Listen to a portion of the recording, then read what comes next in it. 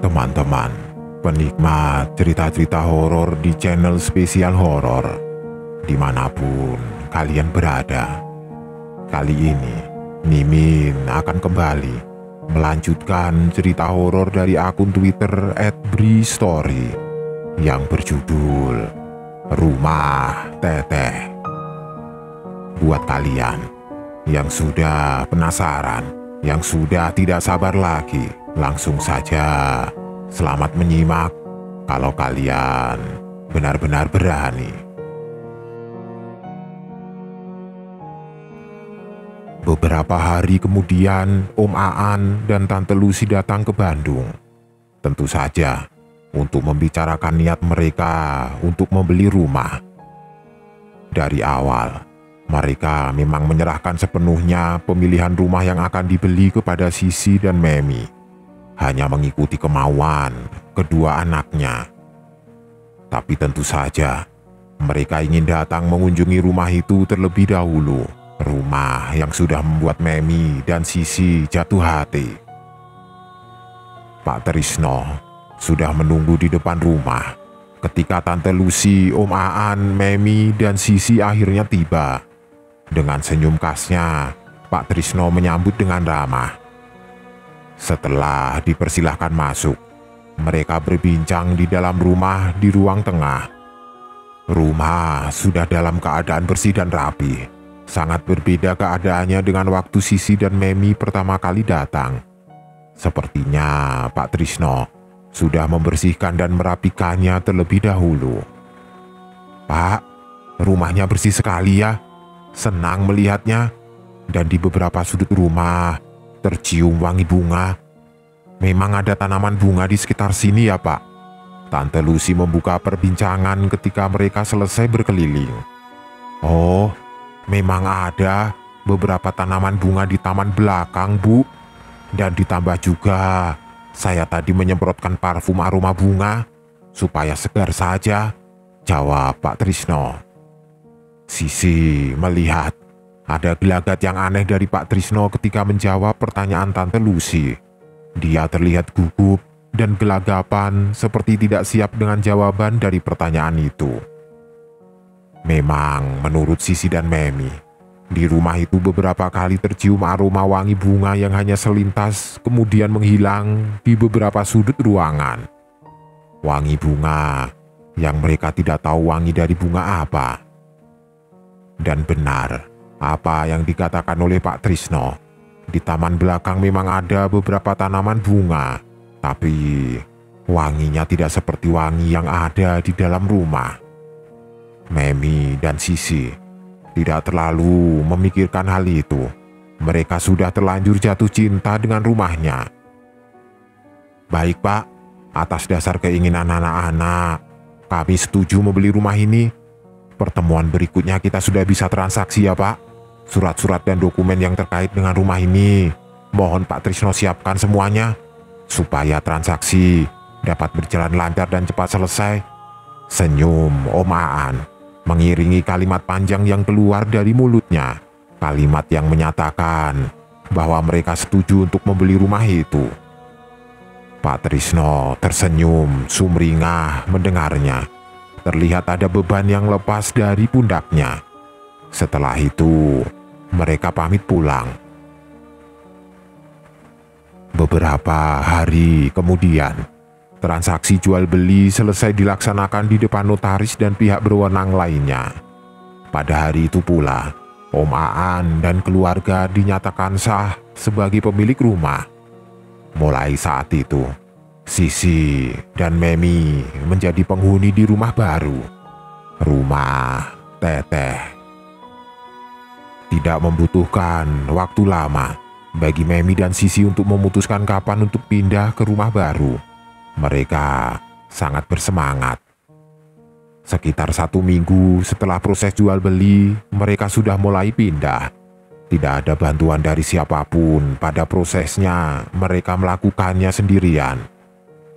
Kebetulan juga, tidak ada perbaikan besar yang dibutuhkan. Pak Trisno sebagai pemilik rumah sebelumnya dengan baik hati melakukan perbaikan-perbaikan yang diperlukan sebelum proses jual beli selesai. Sisi dan Memi tinggal menempatinya saja. Sudah siap semuanya. Waktu itu Sabtu sore, ketika mereka berdua akhirnya melaksanakan pindahan, semua barang-barang sudah berada di tempatnya masing-masing. Belum terlalu rapi, namun sudah cukup buat Sisi dan Memi bermalam di rumah baru. Sejak awal, mereka sudah memutuskan untuk tinggal di lantai atas, yang terdiri dari 2 kamar dengan balkon depan memanjang di depannya. Lantai bawah dibiarkan tetap kosong sampai ada penghuni yang menempati sebagai tempat kos nantinya. Tapi lantai atas hanya memiliki 1 toilet yang berada di dalam salah satu kamar, yaitu kamar Sisi. Itulah salah satu alasannya kenapa kamar Sisi ukurannya lebih besar daripada kamar Memi. Malam harinya, sekitar jam 8, karena cukup melelahkan hari itu, membuat Sisi memutuskan beristirahat sejenak dengan duduk di atas balkon di depan kamarnya. Yang Sisi tahu, Memi ada di dalam kamar dari selepas maghrib tadi dan tidak terlihat keluar dari kamarnya setelah itu. Pemandangan dari balkon lantai atas ini cukup bagus. Posisi rumah yang sedikit lebih tinggi dari bangunan lainnya membuat sudut pandang dari tempat ini cukup luas dan jauh. Duduk membelakangi kamarnya, menghadap ke depan dengan mengangkat kaki ditemani secangkir teh hangat. Sisi sangat menikmati malam minggu itu. Udara dingin Bandung menambah suasana menjadi semakin syahdu, semakin dalam Sisi tenggelam dalam lamunan yang menyenangkan. Dia sangat menikmati rumah barunya. Tiba-tiba, brak, terdengar suara pintu terbuka dari arah belakang tempat Sisi duduk. Dari dalam kamarnya, suara yang tidak terlalu keras tetapi cukup untuk membuyarkan lamunan Sisi. Menoleh ke belakang, Sisi berkesimpulan kalau itu adalah suara pintu toilet, karena pintu masuk ke kamarnya yang mengarah ke dalam rumah terlihat terbuka. Memi bikin kaget saja. Dalam hati Sisi berkata seperti itu, meyakinkan diri kalau yang masuk ke dalam toilet adalah Memi, karena memang tidak ada orang di dalam rumah selain mereka berdua. Suasana kembali hening. Tidak terdengar juga suara aktivitas dari dalam toilet, benar-benar sepi. Sambil menunggu Memi keluar dari dalam toilet, Sisi melanjutkan lamunannya. Namun nyaris 30 menit berlalu, Memi belum juga keluar. Lama sekali Memi di dalam toilet, gumam Sisi dalam hatinya. Wangi bunga tiba-tiba menyergap penciumannya. Wangi bunga yang Sisi sudah mulai hafal dan terbiasa menciumnya.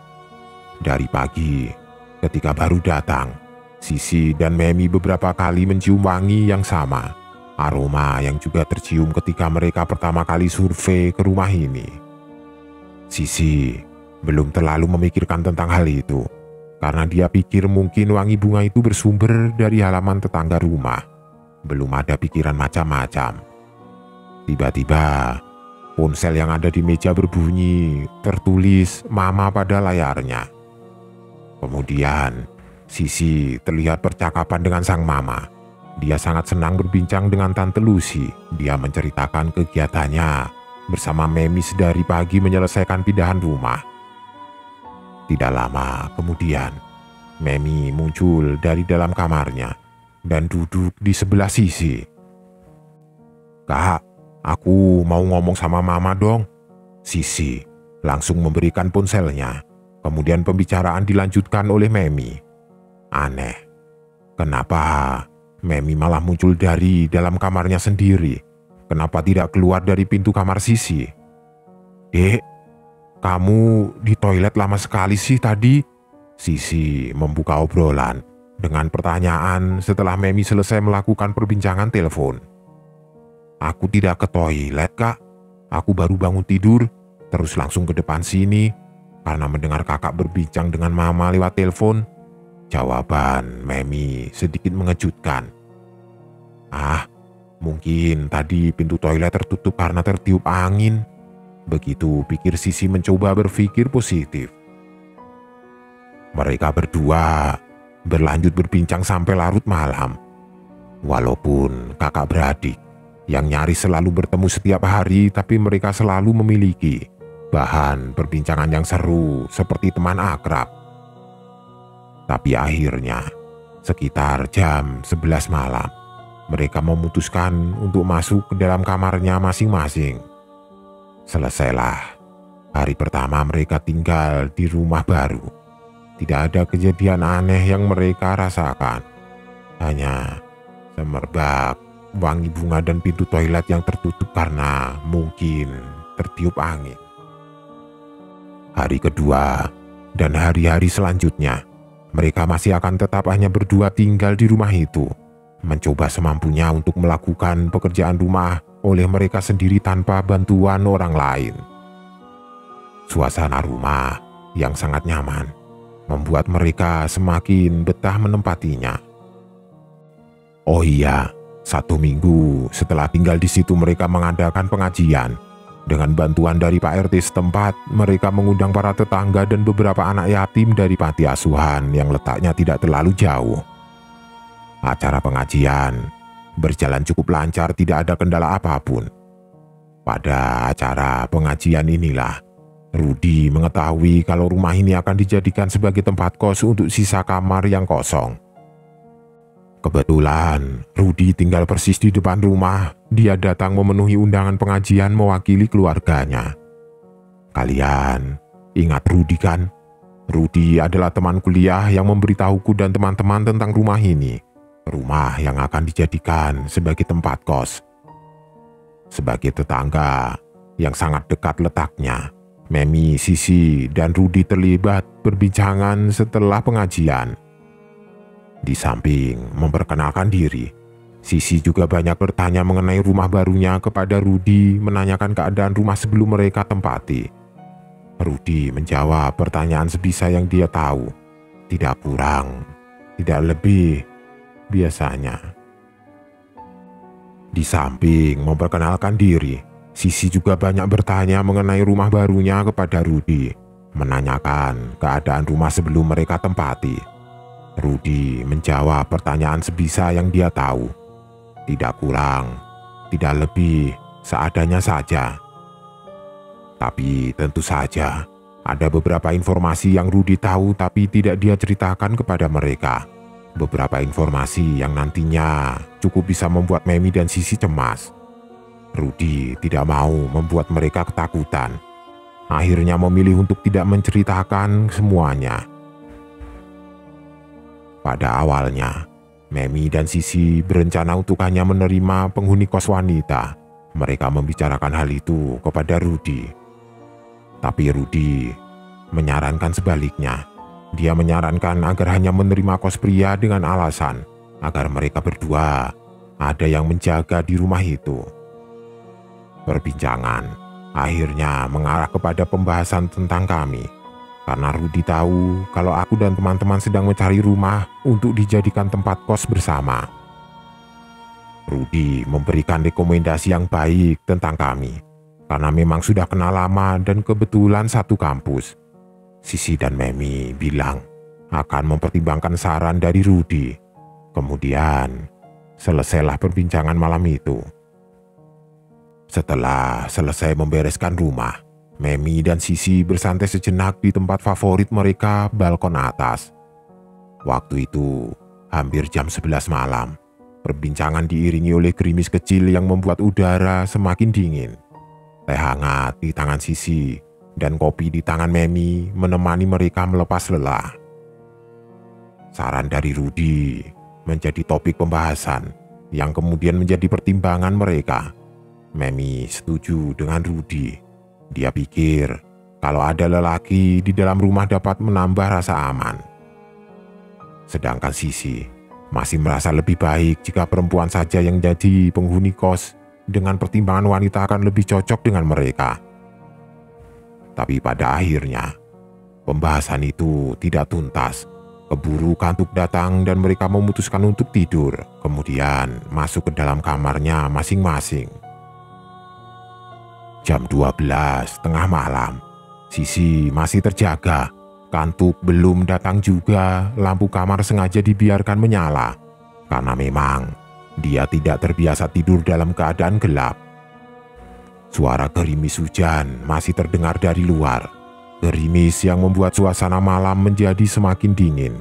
Sisi tidak mendengar suara apapun dari kamar Memi yang membuatnya beranggapan kalau adiknya sudah lelap dalam tidurnya.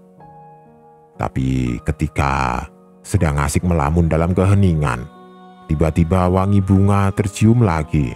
Wangi bunga yang sangat khas yang sudah sering kali tercium di rumah ini.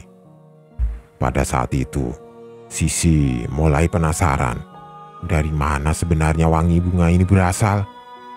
Bangkit dari tempat tidurnya, Sisi berjalan mendekati pintu. Di situ wangi bunga semakin jelas tercium. Perlahan, Sisi kemudian membuka pintu. Setelah pintu terbuka, terlihat lorong depan kamar yang temaram. Lampunya memang sengaja dimatikan sejak mereka masuk ke dalam kamar. Di lorong, Sisi merasa kalau wangi bunga itu semakin kuat, semakin tajam baunya. Melangkahkan kaki keluar kamar, Sisi berjalan menuju tangga mengikuti kemana penciumannya membawanya. Langkah Sisi terhenti di depan dua kursi kayu di ujung lorong. Dia menoleh ke arah tangga, melihat ke bawah. Lorong tangga yang gelap membuatnya semakin penasaran. Kemudian dia memutuskan untuk berjalan menuruni tangga. Wangi bunga masih tercium, tetapi mulai samar. Ketika tangga sudah berbelok ke kanan, dari situ Sisi sudah dapat melihat ke lantai bawah. Ruang tengah yang gelap, hanya secercah cahaya dari luar yang membantu Sisi melihat sebagian ruangan. Di tengah tangga, Sisi berdiri cukup lama. Dia merasakan kalau wangi bunga menghilang, tidak tercium lagi. Ini yang membuat Sisi berpikir kalau wangi bunga itu sumbernya bukan dari bawah tapi dari lantai atas. Sisi mulai melangkah kembali ke lantai atas. Perlahan dia langkahkan kakinya pada anak tangga satu persatu. Pada anak tangga terakhir, wanginya kembali muncul menyeruak. Sisi kembali menghentikan langkahnya. Dia semakin penasaran dengan sumbernya, berpikir keras untuk bisa menemukan jawaban. Kembali dia melangkahkan kakinya, mengikuti aroma khas yang semakin kuat. Beberapa detik kemudian, langkahnya kembali terhenti. Kali ini Sisi berhenti tepat di depan pintu kamar Memi. Sisi merasakan kalau wangi bunga itu ternyata tercium sangat kuat di depan kamar Memi. Berdiri menghadap pintu, Sisi diam membisu, mencoba menajamkan indera penciumannya. Sangat jelas, dia menjadi sangat yakin kalau sumber wangi yang tercium berasal dari kamar Memi. Memi, Sisi mencoba memanggil nama adiknya. Tidak ada respon dari dalam. Wangi bunga semakin kuat.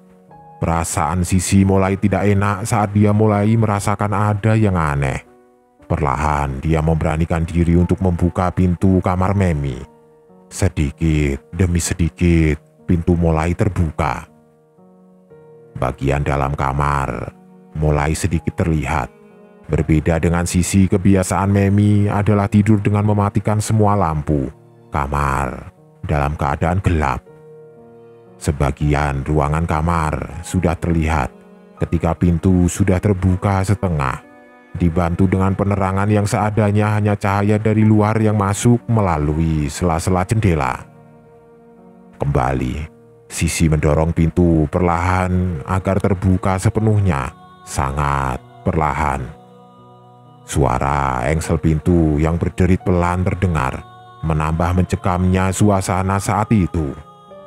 Memi, sekali lagi, Sisi memanggil nama adiknya. Belum ada respon juga dari Memi. Tiba-tiba, Sisi terdiam terpana, berdiri kaku tidak bisa bergerak. Itu terjadi ketika dia pada akhirnya dapat melihat dengan jelas seluruh isi kamar. Sisi Ketakutan, jantungnya berdegup kencang. Dia melihat sang adik tertidur lelap di atas tempat tidur di balik selimut yang nyaris menutupi seluruh tubuh. Bukan itu yang menyebabkan Sisi merinding dalam ketakutan. Ada hal lain. Sisi melihat pemandangan yang cukup menyeramkan. Dia melihat ada sosok perempuan yang berdiri tepat di samping tempat tidur. Sosok itu berdiri diam menghadap ke arah tempat Memi terbaring yang masih larut dalam mimpinya. Perempuan berambut panjang, berpakaian baju terusan warna putih dan bermotif bunga. Di temaramnya cahaya, Sisi dapat melihat wajahnya. Sisi mengenali wajah itu. Sisi kaget, namun tidak bisa berbuat apa-apa. Itu adalah perempuan yang pernah Sisi temui sebelumnya. Perempuan yang memberitahu tentang rumah ini ketika motor mogok tempo hari. Tiba-tiba, perlahan perempuan itu menolehkan wajahnya ke arah tempat Sisi berdiri. Sisi tidak bisa berbuat apapun. Tubuhnya terpaku, tidak bisa bergerak sama sekali. Kemudian, dia tersenyum. Wajah cantiknya terlihat pucat walaupun gerai rambut panjang menutupi sebagian wajahnya. Beberapa detik, mereka saling berpandangan. Sisi memaksa diri untuk tersenyum walau dia yakin kalau sosok di hadapannya itu bukan manusia. Sisi ingin berteriak untuk membangunkan Memi, namun tenggorokannya tercekat tidak bisa mengeluarkan suara sedikit pun. Kemudian, perempuan itu terlihat seperti berbicara, seperti ingin menyampaikan sesuatu. Sisi berusaha untuk menangkap apa yang hendak dikatakan perempuan itu karena Sisi hanya dapat melihat gerakan bibirnya saja tanpa mengeluarkan suara. Beberapa detik kemudian, Sisi akhirnya dapat menangkap apa yang coba sosok katakan. "Jangan takut." Begitu ucapnya sambil tersenyum. Sisi masih terdiam tidak bergerak ketika kemudian secara perlahan perempuan itu mulai menghilang dalam remang dan gelapnya kamar Memi. Sisi langsung menutup pintu kamar dan masuk ke dalam kamarnya sendiri meninggalkan Memi yang masih terlelap dalam tidurnya. Setelah itu, Sisi menghabiskan malam dalam ketakutan. Mengunci pintu dari dalam dan menutup semua jendela. Lampu dibiarkan menyala sampai pagi menjelang. Banyak pertanyaan di dalam benaknya. Siapa perempuan itu? Bukankah dia yang pertama kali memberitahu kalau rumah ini akan dijual? Kenapa dia mengucapkan, "Jangan takut"? Pertanyaan-pertanyaan itu menghantuinya sepanjang malam sampai akhirnya suara orang mengaji mulai terdengar dari kejauhan. Perlahan membuatnya sedikit demi sedikit menjadi tenang. Kemudian Sisi terlelap. Kejadian yang terjadi pada malam itu tidak Sisi ceritakan kepada Memi. Memutuskan untuk menyimpannya sendiri. Sisi tidak mau nantinya membuat Memi ketakutan. Pertanyaan-pertanyaan tetap ada di dalam kepalanya. Pertanyaan tentang keberadaan perempuan itu. Dalam hati Sisi berharap beliau tidak akan mengganggu mereka nantinya dan tidak pernah muncul lagi sosoknya. Tapi harapan tinggal harapan. Kenyataannya ternyata tidak sesuai dengan apa yang diinginkan. "Dek, setelah kakak pikir-pikir, kakak akan ikut omongan kamu deh." Sisi membuka percakapan pada suatu siang. Waktu itu kondisi rumah sudah rapi dan bersih lantai bawah maupun atas. Setiap ruangan sudah memiliki perabot dasarnya masing-masing.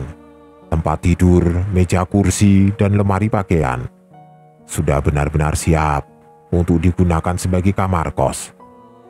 Sebelumnya, Tante Lucy dan Om Aan sudah datang berkunjung, membiayai pembelian seluruh perlengkapan rumah. Ketika rumah sudah benar-benar layak isi, mereka pulang. "Omongan yang mana, Kak?" Memi sedikit bingung. "Omongan yang kamu bilang kalau kita seharusnya menerima kos mahasiswa laki-laki saja daripada perempuan. Kenapa kakak berubah pikiran? Iya, setelah kakak pikir-pikir, kalau laki-laki nantinya bisa menjaga rumah ini lebih baik daripada perempuan, jawab Sisi. Ya, benar begitu kak. Jadi kakak setuju nih kalau kita terima mahasiswa saja. Iya dek, kita terima kos mahasiswa saja. Baiklah kak, kalau begitu nanti aku bilang ke Mas Rudi. Kan kemarin dia bilang ada beberapa temannya yang sedang mencari kos-kosan. Memi menutup pembicaraan pada topik itu. Sebenarnya, Sisi mempertimbangkan hal lain tentang keputusannya untuk menerima kos mahasiswa bukan mahasiswi. Dia memikirkan kejadian yang menimpanya beberapa hari sebelumnya tentang sosok perempuan yang muncul di kamar Memi, yang sampai saat itu Sisi belum menemukan jawaban dari banyak pertanyaan pada benaknya.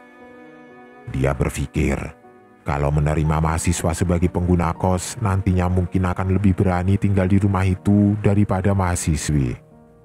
Itulah awalnya, ketika Sisi dan Memi pada akhirnya nanti akan bertemu denganku dan kawan-kawan.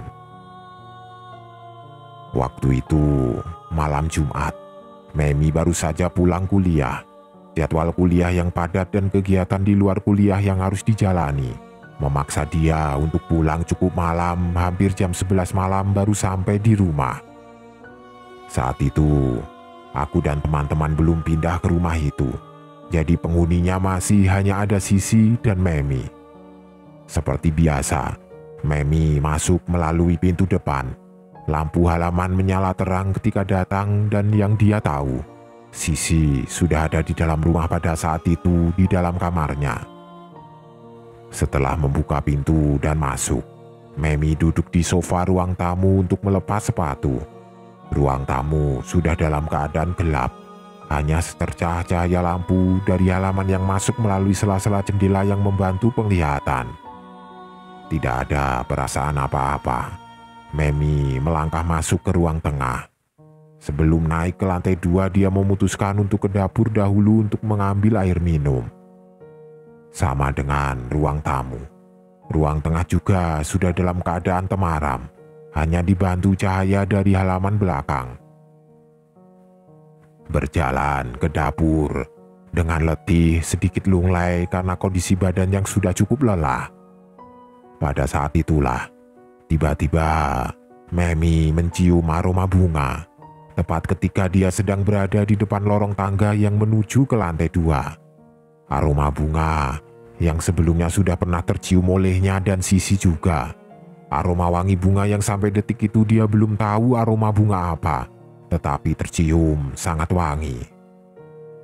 Tidak terlalu ambil pusing, Memi melanjutkan jalan ke dapur. Sesampainya di dapur, dia langsung membuka lemari es dan mengambil segelas air. Cahaya yang keluar dari lemari es memantulkan sinar yang cukup membantunya untuk dapat melihat ke ruang tengah. Hanya sekilas, tetapi Memi sempat melihat ada sosok perempuan yang berjalan keluar dari kamar yang letaknya di sebelah kamar mandi. Ngapain kakak sudah tengah malam begini masuk ke kamar bawah ya? Memi bergumam dalam hati sambil meminum air putih yang ada di tangannya. Dari perawakan dan cara berjalannya, Memi berpikir kalau perempuan itu adalah kakaknya, Sisi. Setelah selesai minum, Memi melangkahkan kakinya keluar dapur dan berniat untuk langsung naik ke lantai 2 menuju ke kamarnya. Aroma wangi bunga kembali tercium ketika dia mulai menginjakkan kakinya di depan lorong tangga. Kali ini, perasaannya mulai tidak enak, karena aromanya semakin tajam tercium ketika dia mulai melangkah naik. Perlahan, Memi menaiki anak tangga satu persatu. Rasa takut perlahan mulai hinggap di pikirannya. "Kak," Memi mencoba menenangkan diri dengan memanggil kakaknya. Tapi tidak ada jawaban. Dia melanjutkan langkahnya semakin pelan. Perasaannya semakin tidak enak. Semakin berat langkah kakinya untuk menaiki tangga. Dan benar saja, Ketika Memi sudah sampai di depan lukisan bunga di tengah-tengah lorong tangga dan dia mengikuti arah tangga yang berbelok ke arah kiri, dia melihat sesuatu. Seperti yang sudah diceritakan di awal, di depan ujung tangga paling atas ada kursi dan meja kayu yang letaknya juga persis di depan kamar. Dan di kursi kayu itulah Memi melihat sesuatu. Ada perempuan yang tengah duduk di kursi yang letaknya paling dekat dengan lorong tangga. Perempuan itu duduk bersandar dengan wajah menatap lurus ke depan. "Kak," Memi menghentikan langkahnya, mencoba memastikan dan menyingkirkan keraguan yang sudah menyergap. Memi mencoba berpikir positif kalau itu adalah Sisi, kakaknya. Tinggal beberapa anak tangga lagi sebenarnya Memi sudah sampai di lantai atas dan bisa memastikan siapa perempuan yang tengah duduk di kursi itu. Tapi rasa takut memaksa dia untuk diam berdiri di tempatnya ketika perempuan itu hanya diam tidak bergerak ketika dipanggil. "Kak Sisi?" Memi kembali memanggil nama kakaknya untuk memastikan. Tapi secara perlahan, tiba-tiba perempuan itu mulai menggerakkan wajahnya ke arah kiri, memalingkan wajahnya ke arah lorong tangga tempat Memi berdiri. Dalam temaramnya cahaya ruangan, ketika perempuan itu sudah benar-benar dalam posisi menoleh ke arahnya, akhirnya Memi dapat melihat wajahnya. Itu bukan Sisi, bukan kakaknya. Perempuan itu lantas tersenyum dengan wajah cantiknya yang terlihat pucat. Memi tidak balas tersenyum. Dia hanya terdiam terkesima dengan pemandangan yang ada di hadapannya. Banyak pertanyaan di benaknya. Siapa dia? Kenapa dia duduk di situ? Memi masih diam membeku. Tidak bisa menggerakkan badannya sedikit pun. Cukup lama keadaan itu berlangsung. Kemudian perempuan itu perlahan berdiri. Dengan baju panjang bermotif bunga dia mulai berjalan ke arah depan, ke arah lorong kamar. Kemudian menghilang dari sudut pandang tempat Memi berdiri. Sosok perempuan itu menghilang. Begitu juga aroma wangi bunga yang dari awal sudah mengiringi. Ketika akhirnya sudah bisa menggerakkan kakinya, Memi tidak melanjutkan langkahnya ke atas. Dia memilih untuk turun kembali ke bawah, kemudian berlari menuju ruang tamu dan membuka pintu depan. Dia keluar rumah. Di teras, Memi mencoba menghubungi ponsel kakaknya. "Kakak di mana?" Memi langsung menanyakan keberadaan Sisi ketika telepon sudah tersambung. "Kakak di rumah Tante Mai. Ponsel kamu tidak bisa dihubungi dari tadi. Kakak tidak berani di rumah sendirian." Agak panjang Sisi menjelaskan keberadaannya dari ujung telepon. "Ya sudah, kakak di situ saja. Aku ke rumah Tante Mei juga sekarang." Selesailah percakapan singkat melalui telepon. Setelah itu Memi langsung meluncur ke rumah Tante Mai yang terletak di Buah Batu.